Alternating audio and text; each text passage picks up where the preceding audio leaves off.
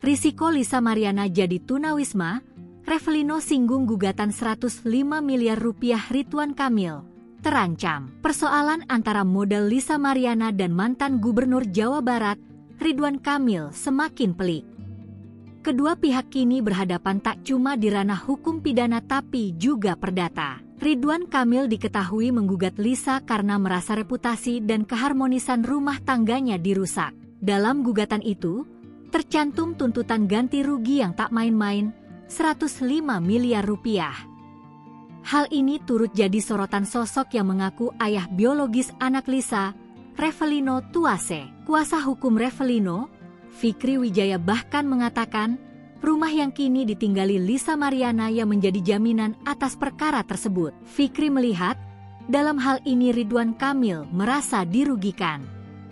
Dan ia mengaku, gugatan balik Ridwan Kamil masih masuk akal. Dalam kesempatan itu, Fikri Wijaya sempat berpesan kepada tim kuasa hukum Lisa Mariana agar berhati-hati terkait kebohongan sang model.